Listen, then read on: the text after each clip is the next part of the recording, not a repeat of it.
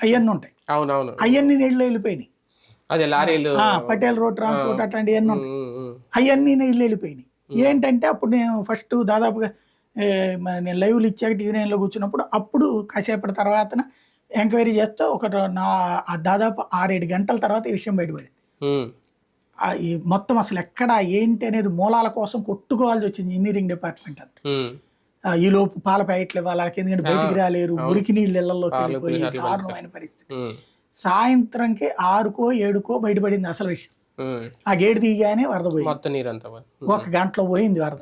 కానీ ఒక రోజల్లా ఇది కూడా అట్లాంటిది అయ్యి ఉండాలా అంటే ఆ టర్నింగ్ వాటర్ వెళ్ళేటటువంటి దాని గురించి ఎవరో తెలిసిన అధికారులు మార్చి ఉండాలి. ఎట్టించి వెళ్ళేటటువంటిదో ఆ తలుపులు తీసేయడం లేకపోతే కనుక అక్కడ ఏదన్నా ఉండేది చూసి ఉండాలి. లేదా ఆయన చెప్పినట్టు ఓవర్ఫ్లో వలన అది కంప్లీట్ కాకపోవడం వల్ల నాణ్యతా లోపం కూడా చూడాలేమో ఇక్కడ. ఎందుకంటే ఆ ఫ్లోని తగ్గట్టుగా ఆ వాల్ నిర్మించలేదు అనేది కదా వీళ్ళు చెప్పేది. అండర్ కన్స్ట్రక్షన్ లో ఉన్నప్పుడు నాణ్యతా లోపం అనడానికి ఉండదు, నీళ్లలోది కదా. పూర్తి అయిన తర్వాత నాణ్యతా లోపం మాట్లాడతాం. అది అండర్ కన్స్ట్రక్షన్ లో ఉంది కదా.